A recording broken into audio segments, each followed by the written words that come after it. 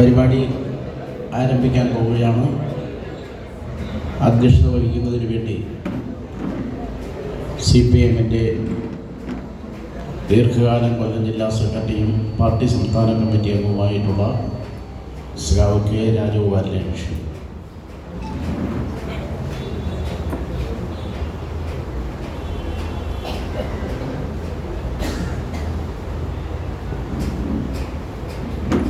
പ്രിയപ്പെട്ട സഖാക്കളെ,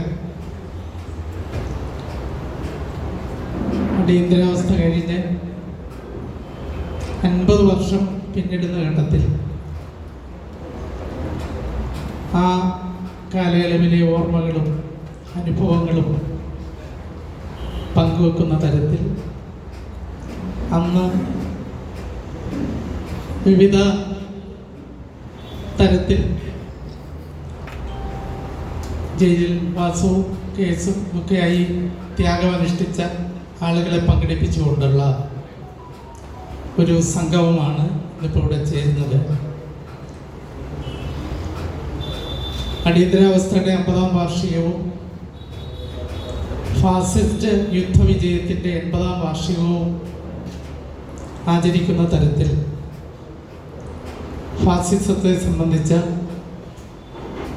ഒരു സെമിനാർ എന്ന നിലയിലാണ് ജില്ലാ കമ്മിറ്റി ഈ പരിപാടി നിശ്ചയിച്ചിട്ടുള്ളത്. ഈ പരിപാടി സമാരംഭിക്കുകയാണ്. സ്വാഗതം ആശംസിക്കുന്നതിന് വേണ്ടി പാർട്ടി ജില്ലാ സെക്രട്ടറി സുബേവനെ ക്ഷണിക്കുന്നു.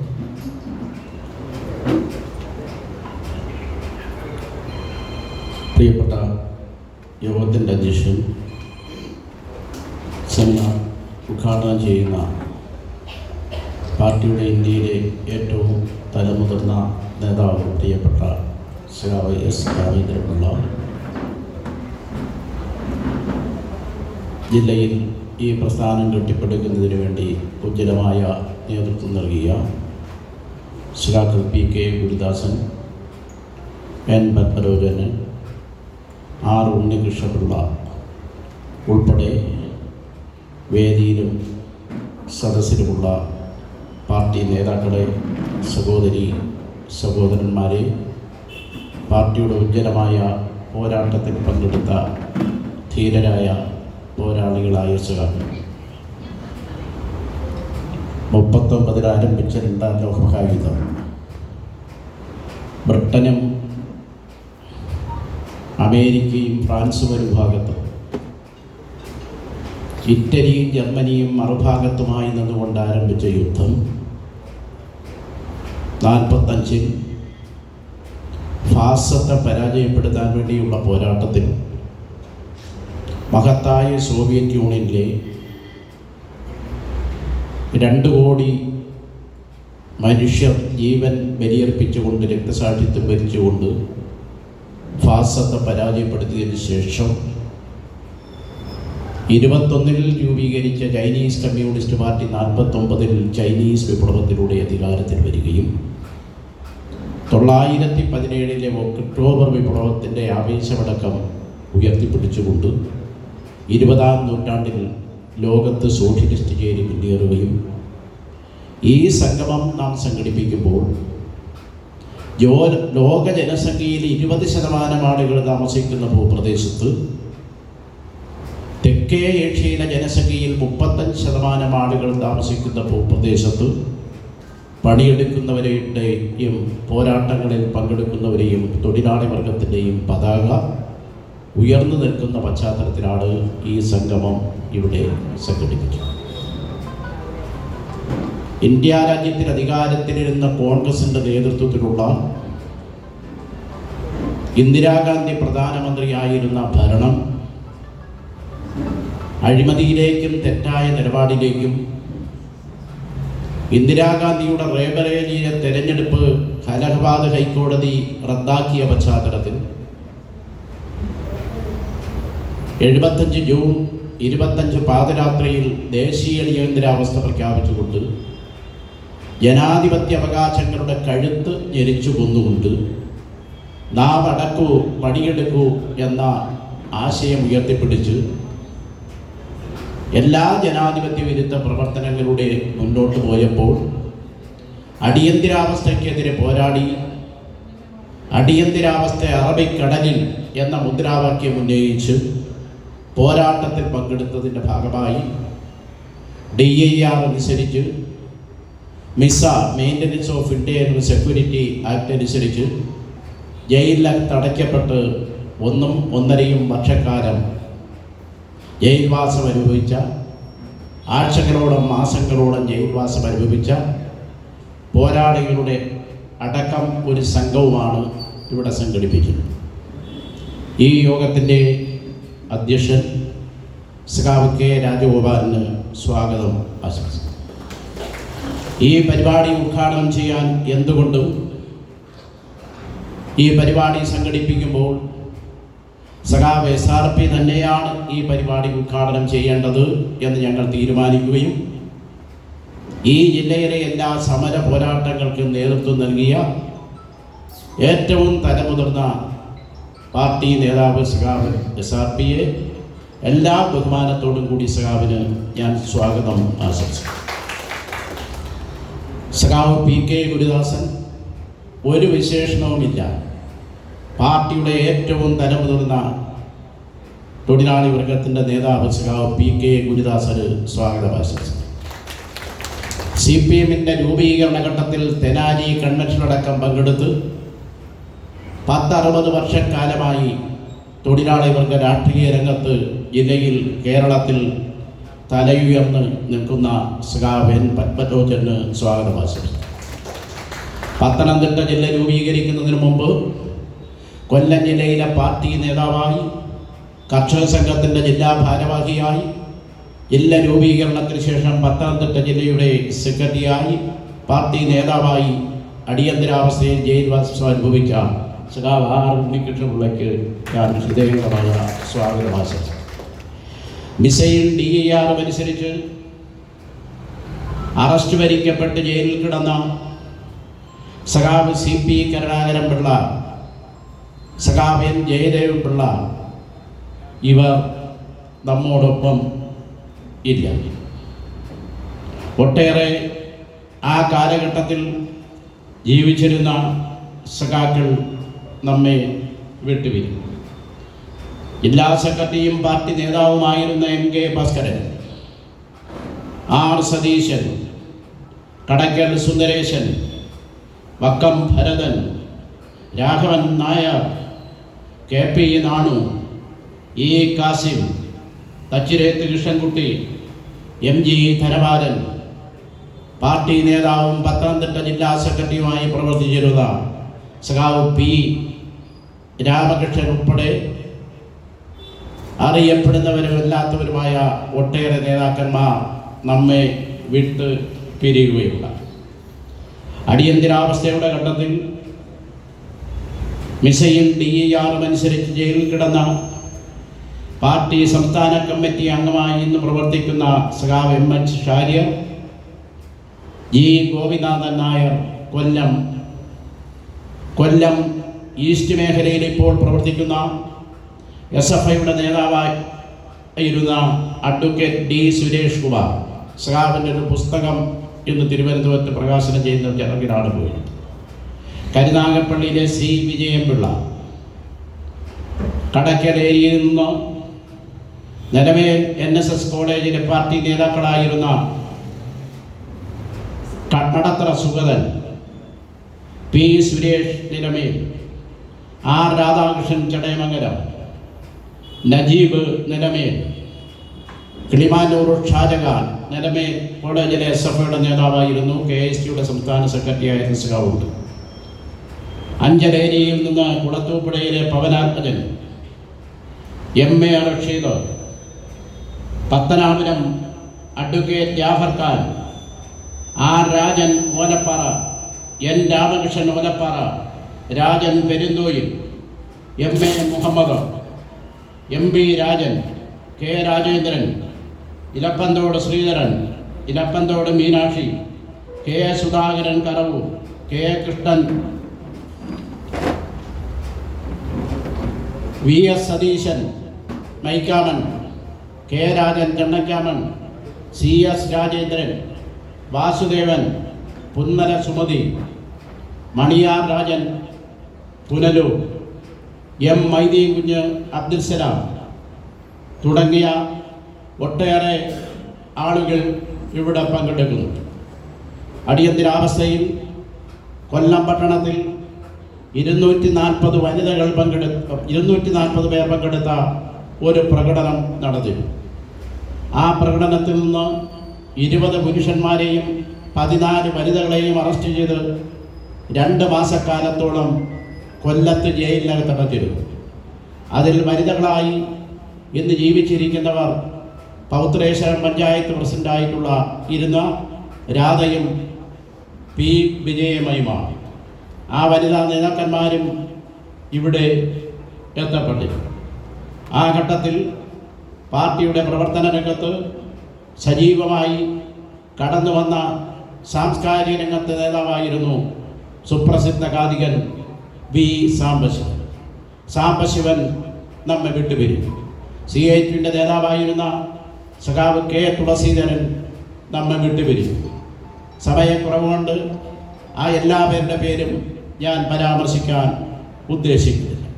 ഫാസിസ്റ്റ് വിരുദ്ധ യുദ്ധവിജയത്തിൻ്റെ 80ാം വാർഷികവും അതോടൊപ്പം അടിയന്തരാവസ്ഥയുടെ 50ാം വാർഷികവുമായി ബന്ധപ്പെട്ടാണ് ഈ യോഗം ചേരുന്നത്. അന്ന് പാർട്ടി പ്രവർത്തനത്തെ പ്രത്യക്ഷമായും പരോക്ഷമായും സഹായിച്ചിരുന്ന NGO യൂണിയൻ്റെ പ്രവർത്തകരായിട്ടുള്ള ആളുകളുണ്ട്. ഭരത് സാറിനെ പോലുള്ള ആളുകൾ ഉണ്ട്. RS ബാബുണ്ട്. ഓഫീസിൽ സെക്രട്ടറി ആയിരുന്ന കുണ്ടറയിലെ രവീന്ദ്രനുണ്ട്. പുത്തൂർ പ്രഭാകരനുണ്ട്. അന്ന് ഡ്രൈവറായിരുന്ന ബാബു ഉൾപ്പെടെ ഉള്ള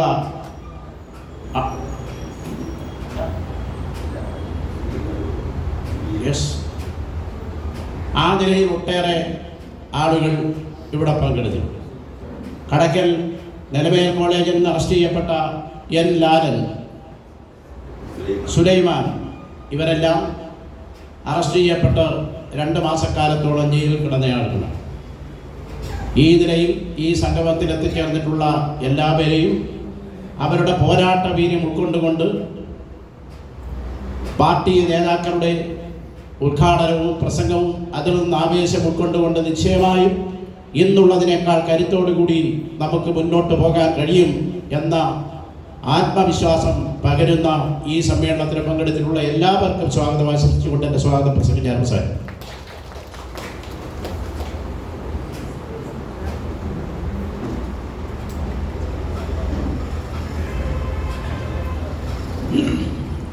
നമ്മുടെ ഈ സമ്മേളനം ഉദ്ഘാടനം ചെയ്യാനും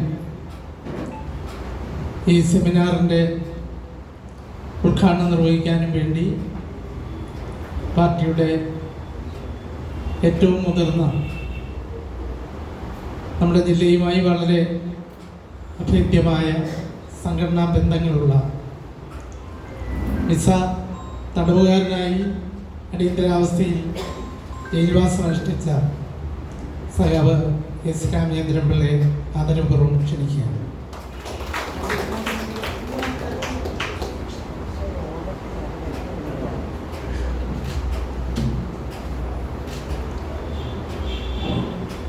ഈ യോഗത്തിൽ സംബന്ധിച്ചിരിക്കുന്ന പാർട്ടിയുടെയും വിവിധ ബഹുജന സംഘടനകളുടെയും നേതാക്കന്മാർ,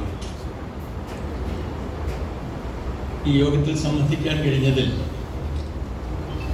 എനിക്ക് അത്യധികമായ സന്തോഷമുണ്ട്. 2 വാർഷികങ്ങൾ ആചരിക്കുന്നതിനാണ് നാം ഇന്നിവിടെ ഒത്തുകൂടിയിരിക്കുന്നത്. ഒന്ന്, ഫാസിസ്റ്റ് വിരുദ്ധ യുദ്ധത്തിൻ്റെ 80ാമത്തെ വാർഷികം ആചരിക്കുക എന്നതാണ്. രണ്ടാമത്തത്, അടിയന്തരാവസ്ഥക്കെതിരായ സമരത്തിൻ്റെ 50ാം വാർഷികം ആചരിക്കുക. ഈ 2 വാർഷികങ്ങൾ ആചരിക്കുന്നതിനാണ് നമ്മൾ ഒത്തുകൂടിയത്. ഫാസിസ്റ്റ് വിരുദ്ധ യുദ്ധത്തിൻ്റെ 80ാം വാർഷികം എന്ന വിഷയത്തെപ്പറ്റി ആമുഖമായി വളരെ കുറച്ച് കാര്യങ്ങൾ സൂചിപ്പിച്ചുകൊണ്ട് അടിയന്തരാവസ്ഥയുടെ സംബന്ധിച്ചുള്ള സമരത്തിലേക്ക് മടങ്ങാനാണ് ഞാൻ ആഗ്രഹിക്കുന്നത്. രണ്ടാം ലോകമഹായുദ്ധം ആരംഭിക്കുന്നത് 1939 സെപ്റ്റംബർ 1-നായിരുന്നു. ജർമ്മനി അന്ന് നിരവധി രാജ്യങ്ങൾക്കെതിരായി അന്ന് കടന്നാക്രമണം അഴിച്ചുവിട്ടു. ഫാസിസ്റ്റ് ഭരണം നടത്തുന്ന ജർമ്മനി അന്ന് പോളണ്ടിനെ ആക്രമിച്ചതോടെയാണ് ഈ രണ്ടാം ലോകമഹായുദ്ധം ലോകത്ത് ആരംഭിക്കുന്നത്. ജർമ്മനി, ഇറ്റലി, ജപ്പാൻ എന്നീ ഫാസിസ്റ്റ് ശക്തികൾ ഒരു ഭാഗത്തും മറ്റെല്ലാ രാജ്യങ്ങളും Soviet union, France, great Britain, United States of America, China തുടങ്ങിയ ശക്തികൾ ഈ ഫാസിസ്റ്റ് ശക്തികൾക്കെതിരായി അണിനിരന്നു. 1945 സെപ്റ്റംബറിൽ രണ്ടാം ലോകമഹായുദ്ധം അവസാനിച്ചതോടെ ജർമ്മനി, ഇറ്റലി, ജപ്പാൻ എന്നീ രാജ്യങ്ങളിലെ ഫാസിസ്റ്റ് ഭരണവും അവസാനിക്കുന്നു. അങ്ങനെയാണ് ഫാസിസം അവസാനിക്കുന്നത്.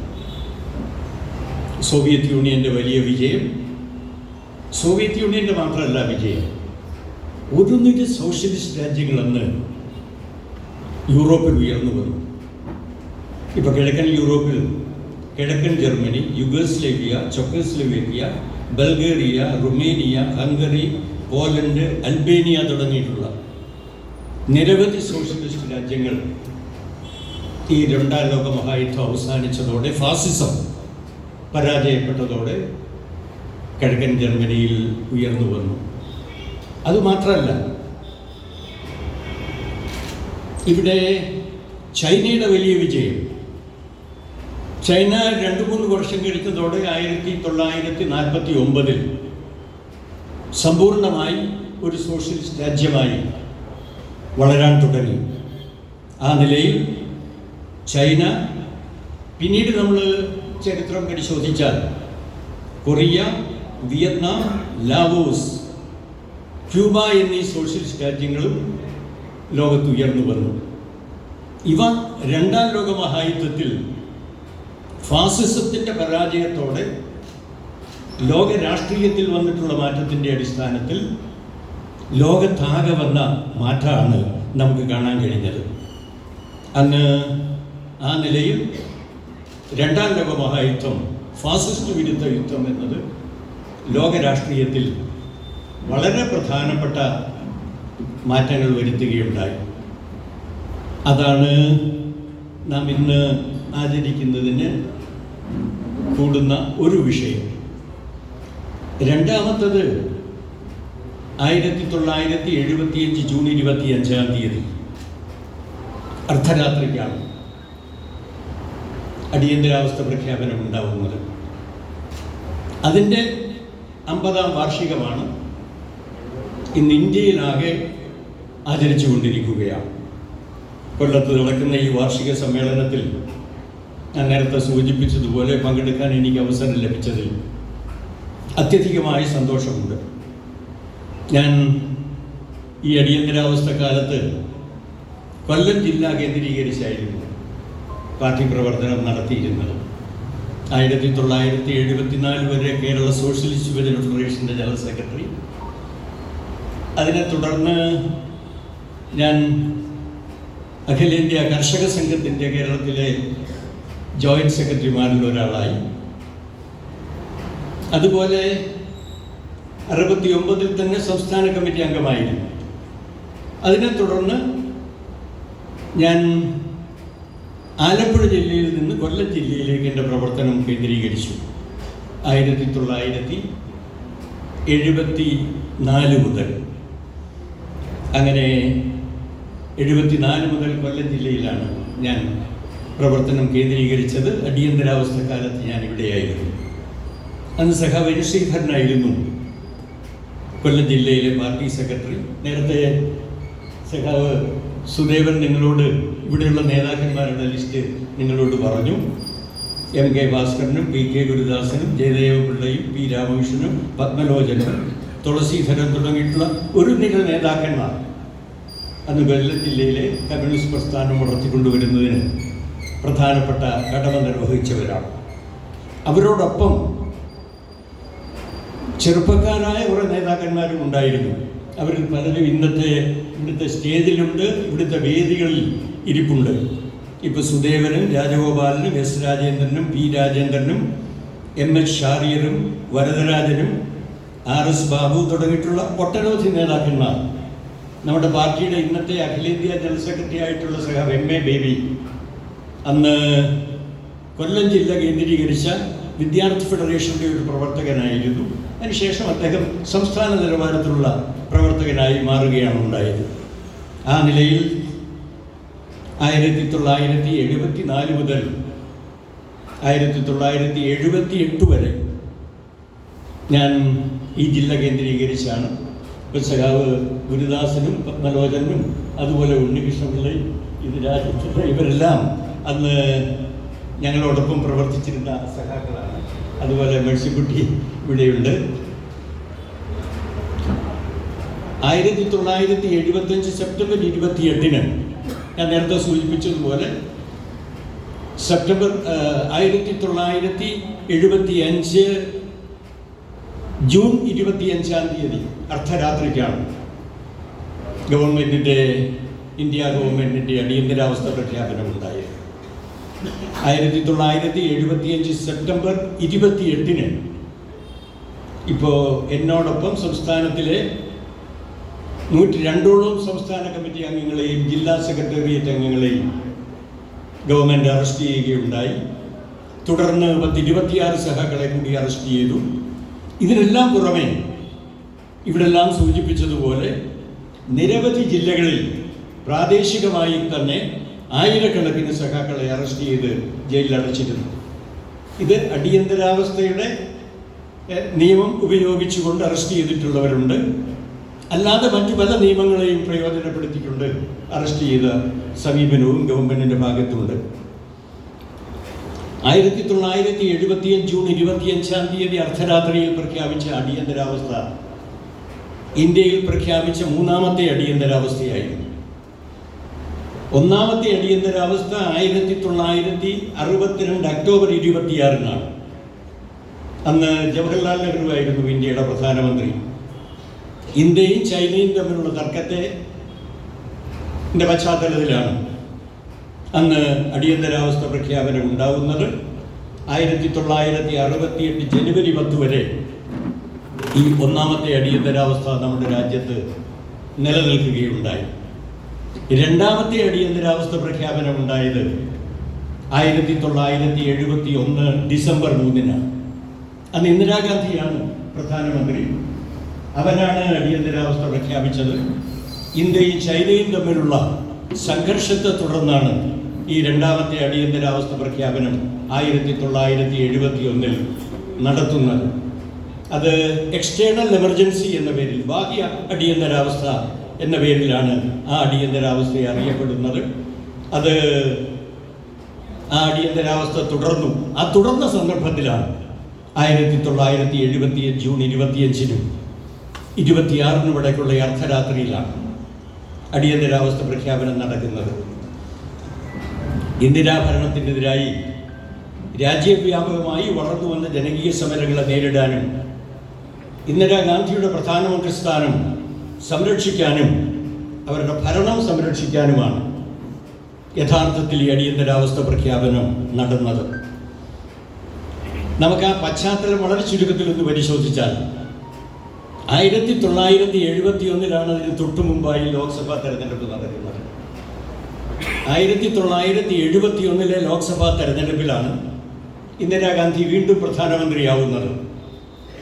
വലിയ ഭൂരിപക്ഷത്തോടെയാണ് 1971 ലോക്സഭാ തെരഞ്ഞെടുപ്പിൽ ഇന്ദിരാഗാന്ധി അധികാരത്തിലെത്തുന്നത്. ആകെ ഇന്ത്യയിലുള്ള 518 നിയോജക മണ്ഡലങ്ങളിൽ 352 സ്ഥാനങ്ങളും ഇന്ദിരാഗാന്ധിയുടെ പാർട്ടിക്ക് അന്ന് നേടാൻ കഴിഞ്ഞു. ആ നിലയിൽ വലിയ ഭൂരിപക്ഷം നേടിയ ഇന്ദിരാഗാന്ധിയുടെ ഭരണമാണ് 1971. അതുപോലെ 1972 മഹാഭൂരിപക്ഷം വരുന്ന ഇന്ത്യയിലെ സംസ്ഥാനങ്ങളിലെ തെരഞ്ഞെടുപ്പ് നടക്കുകയുണ്ടായി. ഈ സംസ്ഥാന തെരഞ്ഞെടുപ്പുകളിലും കോൺഗ്രസ്, ഇന്ദിരാഗാന്ധിയുടെ പാർട്ടി എല്ലാ രാജ്യങ്ങളിലും തെരഞ്ഞെടുപ്പിൽ വിജയിക്കുകയാണ് ചെയ്തത്. ഇപ്പോൾ ഹിമാചൽ പ്രദേശ്, ബീഹാർ, മഹാരാഷ്ട്ര, ഗുജറാത്ത്, രാജസ്ഥാൻ, മണിപ്പൂർ, ആസാം, മധ്യപ്രദേശ്, മേഘാലയ, പശ്ചിമ ബംഗാൾ, ഹരിയാന, ത്രിപുര, ആന്ധ്രാപ്രദേശ്, മിസോറാം, മൈസൂർ, പഞ്ചാബ്, ജമ്മു കാശ്മീർ, ഗോവ തുടങ്ങിയ ഈ മഹാഭൂരിപക്ഷം സംസ്ഥാനങ്ങളിൽ 1972 നിയമസഭാ തെരഞ്ഞെടുപ്പ് നടന്നു. ആ നിയമസഭാ തെരഞ്ഞെടുപ്പിൽ കോൺഗ്രസ് വലിയ വിജയം നേടി. ഇത് സംരക്ഷിക്കാൻ ഉള്ള പരിശ്രമമാണ് 1975 ഇന്ദിരാഗാന്ധിയുടെ ഭാഗത്ത് നിന്നും ഉണ്ടായത്. ഈ വിജയത്തെ തുടർന്ന് ജനങ്ങളുടെ പ്രശ്നങ്ങൾ ഒട്ടും പരിഗണിക്കാത്ത ഭരണമാണ് അഖിലേന്ത്യാ അടിസ്ഥാനത്തിൽ ഇന്ദിരാഗാന്ധിയുടെ ഭാഗത്ത് നിന്നുണ്ടായത്, സംസ്ഥാനങ്ങളിലെ കോൺഗ്രസ് ഗവൺമെൻറ്റുകളുടെ ഭാഗത്തു നിന്നും ഉണ്ടായത്. അതിൻ്റെ അടിസ്ഥാനത്തിൽ ജനങ്ങളുടേതായിട്ടുള്ള സമരങ്ങൾ 1972 തുടർന്ന് ഇന്ത്യയിൽ ആകെ വളരാനും ശക്തിപ്പെടാനും തുടങ്ങി. ഇപ്പോൾ ജനങ്ങളുടെ ജീവിത പ്രയാസങ്ങൾ വളർന്നു. ആ ജീവിത പ്രയാസങ്ങൾ വർദ്ധിച്ചതനുസരിച്ചാണ് ഇതിനെതിരായി ജനങ്ങൾ ഒരുമിച്ച് അണിനിരന്നു. കൃഷിക്കാരണിനിരന്നു, കർഷക തൊഴിലാളികൾ അണിനിരന്നു, തൊഴിലാളികളുടെ വിവിധ സമരങ്ങൾ. ഏതാണ്ട് എല്ലാ വിഭാഗം തൊഴിലാളികളും സമരങ്ങളിൽ അണിനിരക്കുകയുണ്ടായി. അതുപോലെ വിദ്യാർത്ഥികളുടെ സമരങ്ങൾ, യുവജനങ്ങളുടെ സമരങ്ങൾ, വനിതകളുടെ സമരങ്ങൾ, ഷെഡ്യൂൾ കാസ്റ്റിൻ്റെ സമരങ്ങൾ, ഷെഡ്യൂൾ ട്രൈബ്സിൻ്റെ സമരങ്ങൾ, ഇങ്ങനെ എല്ലാ ജനവിഭാഗങ്ങളും 1972 തുടർന്ന് ഇന്ത്യയിലെ വിവിധ സംസ്ഥാനങ്ങളിൽ വളർന്നു വരാൻ തുടങ്ങി. പല തൊഴിലാളി പണിമുടക്കങ്ങളും രാജ്യവ്യാപകമായി. 1973 74 റെയിൽവേ പണിമുടക്ക്, 21 ദിവസം നീണ്ടുനിന്ന റെയിൽവേ പണിമുടക്കം. അതുപോലെ വിദ്യാർത്ഥികളുടെയും യുവജനങ്ങളുടെയും സമരങ്ങൾ. ആ സമരം ഏറ്റവും ശക്തിയായി വിവിധ സംസ്ഥാനങ്ങളിൽ നടക്കുകയുണ്ടായി. ഗുജറാത്തിൽ നടന്നു, ബീഹാറിൽ നടന്നു, കേരളത്തിൽ നടന്നു, മറ്റു പല സംസ്ഥാനങ്ങളിലും നടന്നു. ഗുജറാത്തിൽ നിന്ന് കോൺഗ്രസിൻ്റെ ഗവൺമെൻറ്റായിരുന്നു. ആ ഗവൺമെൻറ്റിനെതിരായി വളരെ ശക്തിമത്തായ പോരാട്ടം ശക്തിപ്പെട്ടു. അതിൻ്റെ അടിസ്ഥാനത്തിൽ ഗുജറാത്തിലെ ഗവൺമെൻറ് രാജിവെക്കേണ്ടി വന്നു. ആ രാജിവെച്ചതിനെ തുടർന്ന് അവിടെ തെരഞ്ഞെടുപ്പ് നടന്നു. അത് 1975 ജൂൺ 11 തെരഞ്ഞെടുപ്പ് നടക്കുന്നത്. ജൂൺ 12 ഇന്ദിരാഗാന്ധിക്കെതിരായിട്ടുള്ള വിധി പ്രഖ്യാപനം ഉണ്ടാവുന്നത്. അതിനൊരു ദിവസം മുമ്പാണ് ഗുജറാത്തിലെ തെരഞ്ഞെടുപ്പ്. ആ തെരഞ്ഞെടുപ്പിൽ കോൺഗ്രസ് പരാജയപ്പെട്ടു. കോൺഗ്രസ് ഫോർ ജനമോർച്ച എന്ന പാർട്ടിയാണ് ആ തെരഞ്ഞെടുപ്പിൽ കോൺഗ്രസിനെ പരാജയപ്പെടുത്തി വിജയിച്ചത്. ഇന്ന് രാജ്യത്താകെ ഈ ഇന്ദിരാഭരണത്തിനെതിരായി ശക്തിമത്തായ സമരം ഈ 1972 തുടർന്ന് എല്ലാ പ്രദേശങ്ങളിലും വളർന്നു വന്നു എന്നുള്ളതാണ് നമുക്ക് അന്നത്തെ ചരിത്രം പരിശോധിച്ചാൽ കാണാൻ കഴിയുന്നത്. ഈ പശ്ചാത്തലത്തിലായിരുന്നു 1975 ജൂൺ 12 അലഹബാദ് ഹൈക്കോടതി ഇന്ദിരാഗാന്ധിയുടെ തെരഞ്ഞെടുപ്പ് വിജയം റദ്ദാക്കുന്നത്. ആ വിധിയിൽ 6 വർഷത്തേക്ക് ഇന്ദിരാഗാന്ധി മറ്റൊരു തെരഞ്ഞെടുപ്പിൽ മത്സരിക്കരുത് എന്നും വിധി പ്രഖ്യാപിക്കുകയുണ്ടായി. രാജ്നാരായൺ സമർപ്പിച്ചിട്ടുള്ള ഹർജിയുടെ അടിസ്ഥാനത്തിലാണ് അലഹാബാദ് ഹൈക്കോടതി ഈ വിധി പ്രഖ്യാപിച്ചത്. ഈ വിധിക്കെതിരായി 1975 ജൂൺ 24 സുപ്രീം കോടതിയിൽ അപ്പീൽ സമർപ്പിച്ചു. ഇന്ദിരാഗാന്ധിയുടെ ഭാഗത്തു നിന്നും VR കൃഷ്ണയ്യരായിരുന്നു അന്ന് സുപ്രീം കോടതിയിലെ ജഡ്ജി. VR കൃഷ്ണയ്യർ ആ കേസ് പിന്നീട് മാറ്റിവെച്ചു. ഒരു കാര്യം മാത്രം അദ്ദേഹം പ്രഖ്യാപിക്കുകയുണ്ടായി, ഇന്ദിരാഗാന്ധിയുടെ പ്രധാനമന്ത്രി സ്ഥാനത്ത് നിന്നും ഇപ്പം ഞാൻ മാറ്റുന്നില്ല, അവരവിടെ തുടരട്ടെ എന്ന് സമ്മതിച്ചു. പക്ഷേ മറ്റുള്ള ആളുകളെ സംബന്ധിച്ചിടത്തോളം അനുകൂലമായി വിധി പ്രഖ്യാപിക്കാനും കൃഷ്ണയ്യർ തയ്യാറായില്ല. ഈ കാലത്ത് വളരെ ശക്തിമത്തായ സമരം ഇന്ത്യയിലെ എല്ലാ സംസ്ഥാനങ്ങളിലും വളർന്നു വരാൻ തുടങ്ങി. ഇതിനെ നേരിടാനാണ് 1975 ജൂൺ 25 ഇന്ദിരാഗാന്ധിയുടെ നേതൃത്വത്തിൽ അടിയന്തരാവസ്ഥ പ്രഖ്യാപനം. ഫക്രുദ്ദീൻ അലി അഹമ്മദാണ് അന്ന് ഇന്ത്യയുടെ പ്രസിഡന്റ് അടിയന്തരാവസ്ഥ പ്രഖ്യാപിച്ചു.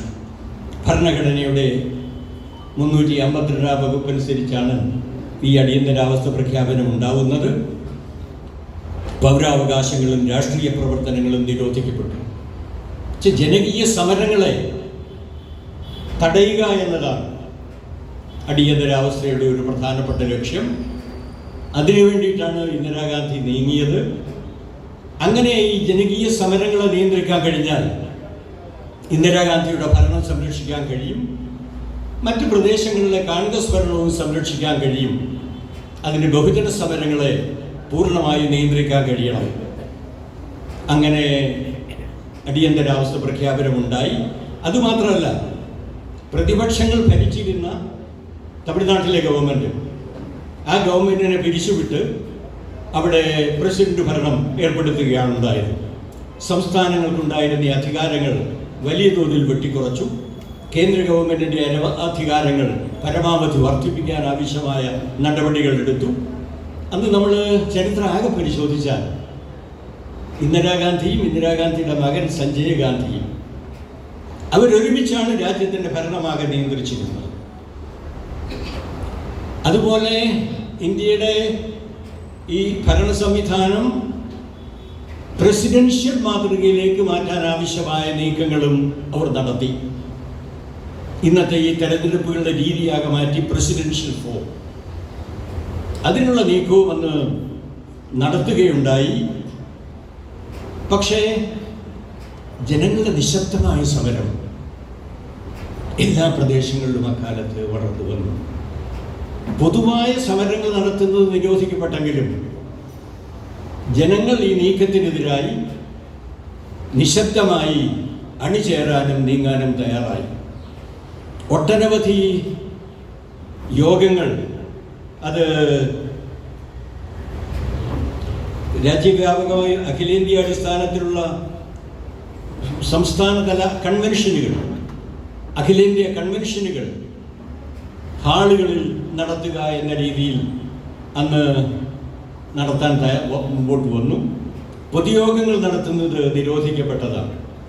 അതുകൊണ്ട് ഹാളുകളിൽ യോഗങ്ങൾ നടത്തുക, അങ്ങനെ ഹാളുകളിൽ എല്ലാ പ്രദേശങ്ങളിലും ഈ ഭരണത്തിനെതിരായി ജനങ്ങളുടെ പ്രതിഷേധം രേഖപ്പെടുത്താനുള്ള യോഗങ്ങൾ നടന്നു. അഖിലേന്ത്യാ അടിസ്ഥാനത്തിൽ തന്നെ ഈ അടിയന്തരാവസ്ഥക്കെതിരായിട്ടുള്ള കൺവെൻഷൻ നടന്നു. പൗരാവകാശം സംരക്ഷിക്കുന്നതിനാവശ്യമായിട്ടുള്ള കൺവെൻഷൻ നടന്നു. അഖിലേന്ത്യാ അടിസ്ഥാനത്തിൽ മാത്രമല്ല, സംസ്ഥാനതല കൺവെൻഷനുകൾ നടന്നു, ജില്ലാതല കൺവെൻഷനുകൾ നടന്നു, പ്രാദേശിക തല കൺവെൻഷനുകൾ നടന്നു.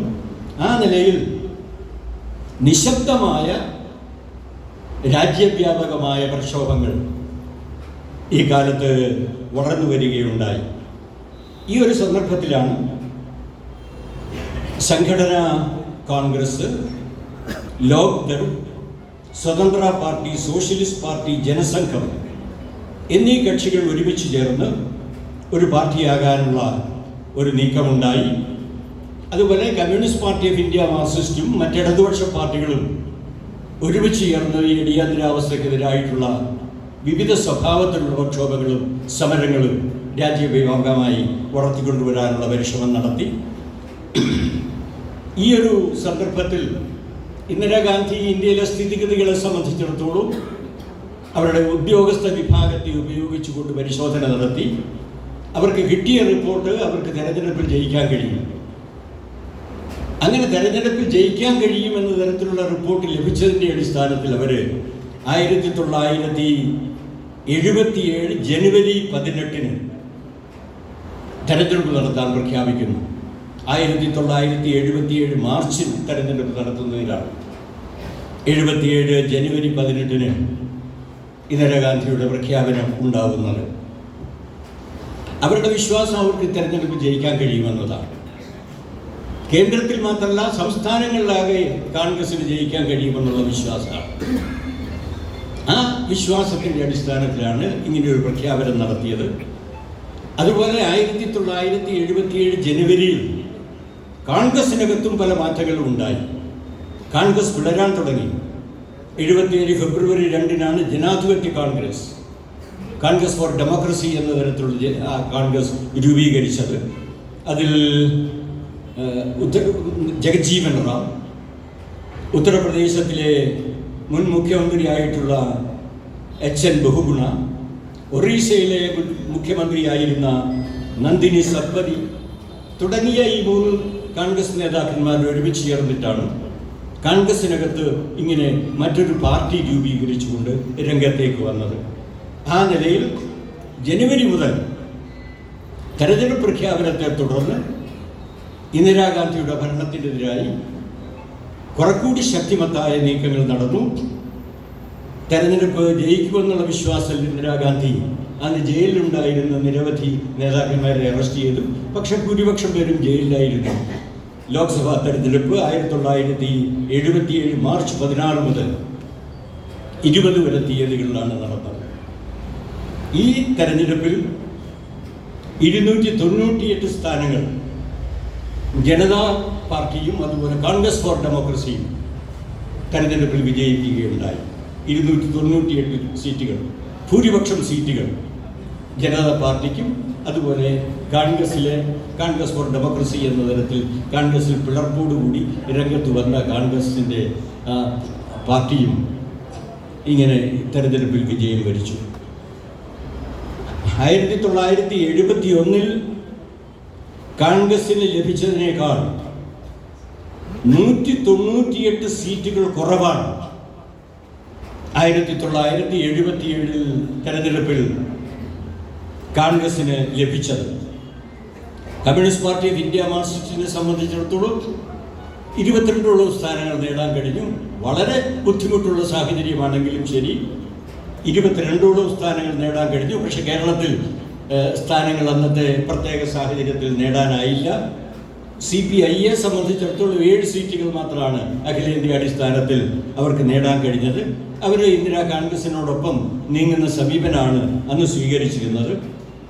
കോൺഗ്രസ് പാർട്ടിയുടെ പരാജയത്തെ തുടർന്ന് മാർച്ച് 21 അടിയന്തരാവസ്ഥ പിൻവലിച്ചു. അങ്ങനെ അടിയന്തരാവസ്ഥ നേരത്തെ ഞാൻ സൂചിപ്പിച്ചതുപോലെ 1975 ജൂൺ 25 മുതൽ 1977 മാർച്ച് 21 വരെ അടിയന്തരാവസ്ഥ തുടർന്നു.